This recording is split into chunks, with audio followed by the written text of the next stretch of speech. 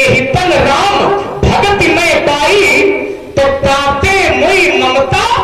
वो भक्त कहता है कि हमें शरीर से भक्ति मिली है और भक्ति मिली है तो हमें शरीर से ममता है। अब देखिए थोड़ा अंतर हो गया।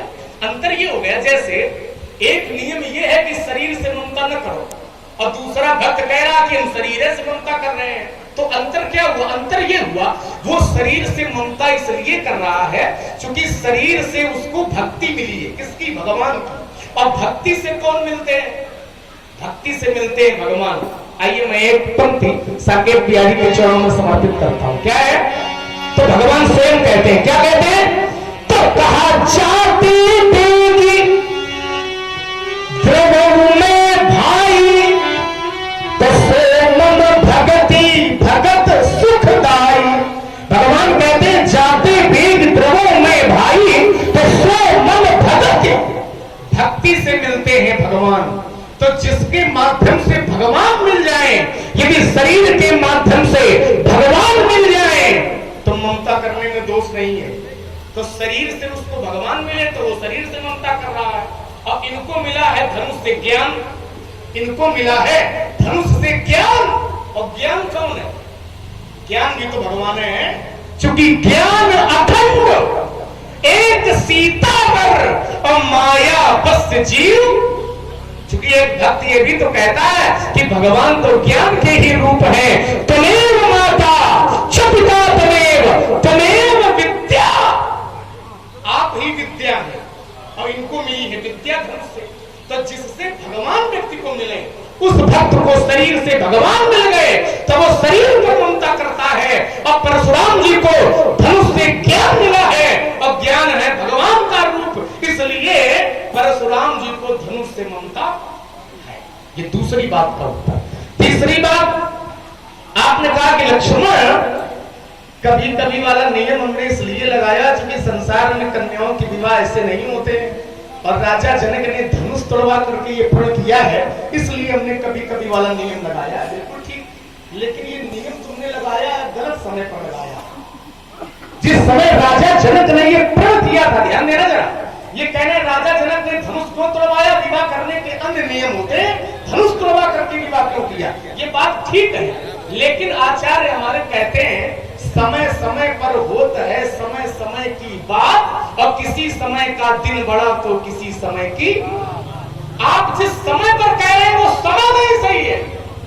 यदि आपको ये बात कहनी थी कि राजा जनक को इस नियम से विवाह नहीं करना चाहिए था तो जिस समय राजा जनक ने धनुष तोड़वाने का प्रण किया था उस समय प्रण सुनकर के कितने लोग आ गए? तो कहा दीप दीप के भूपति नाना और आए सुन जो हम प्रण थाना। दीप दीप के राजा आ गए काहे के लिए? तोड़ने के लिए। राजा तो छोड़ो और भी लोग आ गए। देव दनुज धरि मनुज शरीरा और विपुल वीर आए न धीरा। दीप दीप के राजा चले आए, देवता चले आए, दनुज चले आए काहे के लिए? तोड़ने के लिए। अब तुमको धनुष पे बड़ा लगाओ था तो तुम बचाने चले आते, तब आए नहीं। आए कब हो? जब ये धनुष टूट गया है तो तब पछताए होत क्या जब चिड़िया चुग गई। अब ये कहने से बात बनने वाली नहीं है। ये तीसरी बात। चौथी बात करके मैं रुकता हूं। एक तर्क आपने बहुत बढ़िया दिया कि क्या रावण के क्रोध और परशुराम के क्रोध को क्या एक है मान रहे हो क्या? देखिए मैंने क्रोध की तुलना नहीं की, मैंने क्रोध की बात नहीं की थी कि रावण का क्रोध कैसा है और परशुराम जी का क्रोध कैसा है। आपने कहा कि क्या पृथ्वी ने कहा नहीं जाके? पृथ्वी ने कहा कई न सकई रावण भयभीता, लेकिन पृथ्वी ने देवताओं से जाकर के कहा कि क्या किया जाए उपाय। तो देवताओं ने बताया कि वहां चला जाए भगवान के यहाँ। और हमारा तर्क ये था कि पृथ्वी रावण से भयभीत थी तो पृथ्वी रावण से कुछ नहीं कह सकी। पृथ्वी रावण से भयभीत थी तो रावण से कुछ नहीं कह सकी। ठीक वैसे ही यहाँ के संत ये सब आपसे भयभीत हैं, इसलिए आपके सामने कुछ कह नहीं पा रहे हैं। और इसका एक प्रमाण यहाँ भी देखो उपस्थित है। प्रमाण क्या है?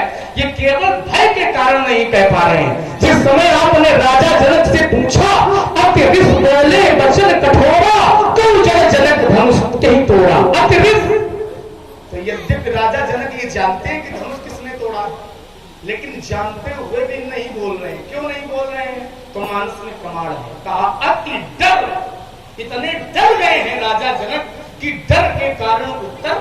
अब मेरी बात यही थी, संत आपके सामने इसलिए नहीं बोल रहे हैं क्योंकि राजा जनक भी संत है, राजा जनक भी तो संत है।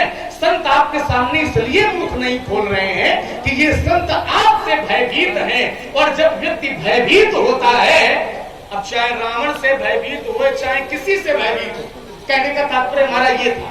हमारा तात्पर्य ये नहीं था कि परशुराम जी रावण बराबर है, ये नहीं तात्पर्य था। तात्पर्य ये था कि हम यदि भयभीत हैं, चाहे भगवान से हो, तो जब भय के कारण है और भगवान का कोई धरातल बनेगा नहीं, इसलिए भयभीत जब है तो चाहे जिससे भयभीत हो, भय के कारण वो उत्तर नहीं दे पा रहे।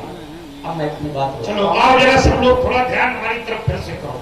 लक्ष्मण की बातें फिर बड़े ऊर्जा से सुने, स्तुति दी है, ऊर्जा की कोई कमी नहीं रही। इसके लिए तो वैसा साधुवाद और न रहनी चाहिए, चाहे रात दिन और क्या ऊर्जा के साथ होना चाहिए भाई। आओ जरा, इसने कहा कि वो क्रोध की वजह से मौन है, तो देखो क्रोध है मिथिला में भी है, भय रावण के यहाँ भी था, और मैंने एक उदाहरण दिया था कि भय भगवान नरसिंह का भी था। जो प्रार्थना करने जाता था तो पहले डर के भाग जाता था। यहां तक कि माता लक्ष्मी आरती का थाल लेकर पहुंची, और जब उनके पास पहुंची तो उनका विराट स्वरूप देखकर डर के भाग गया। तो क्या किसी ने कुछ नहीं बोला? भाई क्या किसी ने कुछ नहीं बोला? उस समय एक भक्त जिसका नाम प्रहलाद,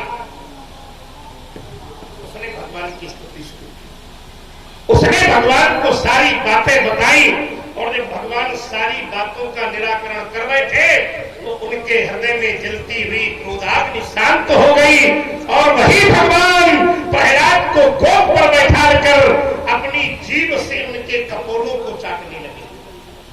विचार करिएगा बेटा, थोड़ी थोड़ी बातें हैं। एक बात है इसी जगह, जैसे आपने कहा थोड़ी थोड़ी बातें हैं, रुके जा।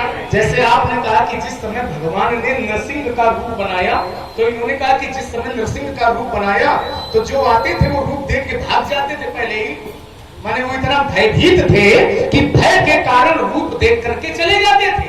तो इन्होंने कहा कि कोई नहीं बोला, लेकिन एक भक्त बोला। अच्छा, जो भक्त बोला था महाराज, नरसिंह का रूप जिसने देखा था, तो क्या वो भक्त भी भगवान से भयभीत था? क्या भक्त भयभीत नहीं हो गया? उत्तर यही उत्तर हो गया, वो भक्त भगवान से भयभीत नहीं था। ठीक है, वो भक्त भगवान से भयभीत नहीं था। बहुत बढ़िया। इसलिए वो भक्त बोलने में सक्षम हुआ। लेकिन यहाँ आपसे सब भयभीत है, तो जब भयभीत है तो कैसे बोला? अब यही रुक जाओ, अब यही रुक जाओ, जहाँ चाहो वहाँ अब रुक जाओ। बढ़िया, जैसे हम रुके थे अच्छी बात नहीं, ऐसे रुक जाओ। तो क्या मिथिला में कोई भक्त नहीं है? क्या मिथिला में कोई ऐसा भक्त नहीं है जो भयभीत न हो? अब ये तर्क रुक जाओ, बिल्कुल ईमानदारी से उत्तर करना। नहीं, बदल नहीं रहे। विषय ये है, तुम कहते हो कि भय के कारण कोई नहीं बोल रहा, तो वहां भी कोई नहीं बोल रहा था, लेकिन एक भक्त बोला। तो क्या मिथिला में कोई भक्त नहीं जो बोला है? बिल्कुल है। कौन है? उसी प्रसंग को देखो, यहाँ से हम जोड़े दे रहे हैं और बिल्कुल सीधा सीधा जुड़ा। पूरी हो जाए, सुन लेते हो, पूरी हो जाए, तुरंत पहुंचे पूरी पर बोला। जैसे वहां एक भक्त बोला, चलो हम लक्ष्मण को खड़ा किए थे, भगवान का लक्ष्मण बैठा खड़ा हो जाओ। लक्ष्मण बैठा, पूरी बात तो सुनो। हम वहां खड़े किए थे, प्रहलाद जी खड़े हुए, भक्त थे, भगवान ने उनको स्वीकारा। प्रहलाद ने क्या किया था? भगवान की प्रार्थना की थी, चरण छुए थे, प्रार्थना शुरू की थी। अब लक्ष्मण यहाँ खड़ा हुआ है, लक्ष्मण ने क्या किया? व्यास जी संभालो जरा, बताई दे रहे, एक सुना दोनों चरित्र जोड़े दे रहे हैं, आप लोग निर्णय कर रहे हो किसका धरातल सही है और किसका गड़बड़ है। ठीक है, हम अगर अपराधी हैं, हम अधर्मी हैं, परशुराम का चरित्र रावण तुल्य है, तो तुम्हारा प्रकार ठीक है। लेकिन अगर हम भगवान तुल्य है, तो फिर सुनी मुनि बचन लखन मुस्काने, बोले परशु धरहि अपमाने। ये धरातल क्या कोई आज तक भगवान जैसे चरित्र के प्रति बनाता है? नहीं बनाता। देखिए महाराज, अंतर कर दिया आपने। इन्होंने कहा यदि हम भगवान तुल्य हैं, जरा ध्यान देना, इन्होंने कहा हम भगवान तुल्य हैं, तो क्या कोई भगवान के चरित्र के प्रति इस प्रकार का कोई धरातल मानता है कि सुनि मुनि बचन लखन मुस्काने बोले परस धरे? लेकिन महाराज थोड़ा सा चरित्र से आप भटक गए। भटक ऐसे गए, इन्होंने कहा क्या भगवान के चरित्र वाले के प्रति क्या इस प्रकार का धरातल बनाया जाता है? ना, बिल्कुल नहीं बनाया जाता। लेकिन समस्या ये है आचार्य जी, समस्या ये है कि लक्ष्मण ने अभी परशुराम को भगवान जाना नहीं है और खेल सब जानने का चल रहा है। ध्यान देना जरा, लक्ष्मण ने यदि परशुराम को भगवान जाना होता, चरित्र पर रुक के रहो, वो खिलाड़ी हमको अच्छे लगते हैं जो अखाड़े के अंदर नहीं अंदर है, वो खिलाड़ी हमको अच्छे नहीं लगते हैं जो बाहर लड़ाए। ठीक है, एक क्षण ले हो गई। यदि लक्ष्मण ने परशुराम को भगवान माना होता, ठीक है, तो फिर ये धरातल न होता कि सुनि मुनि बचन लखन मुस्काने और बोले परस धरे। अब एक तात्पर्य हमारी एक बात केवल नहीं, केवल एक बात, ज्यादा नहीं बोलना होगा, बड़बड़ाओ नहीं, खिसियाओ नहीं, प्रेम से बड़ा कौन का है? मैं ये कह रहा हूँ कि खेल केवल जानने का है। अच्छा, लड़ाई जो है वो केवल जानने की है। जब लक्ष्मण परशुराम जी को भगवान जान जाएगा, अरे व्यास जी भगवान छोड़ो, हम यदि इनको ब्राह्मण तक जान जाएंगे तो 5 मिलेंगे। अच्छा, ये हमारा चरित्र है। लक्ष्मण जब परशुराम को भगवान जान जाएगा, यदि ब्राह्मण तक जान जाएगा, तो फिर मैं क्रोध को दबा के सुनूंगा जो कुछ आप कहेंगे। अच्छा, लेकिन अभी हमने जाना नहीं है। और एक बात इसी में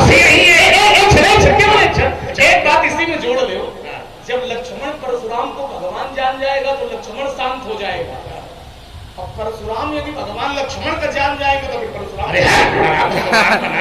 अब ये बात समय की है, ये समय पर निर्भर करेगा, ये समय पर निर्भर करेगा कि कौन किसको क्या जानता। जब हम जान जाएंगे तो हम शांत, ठीक, और जब तुम जान जाओगे तो चुनौती है, शांत हो गए। हाँ सज्जनों, भैया उत्तम मिश्रा 11 जन्म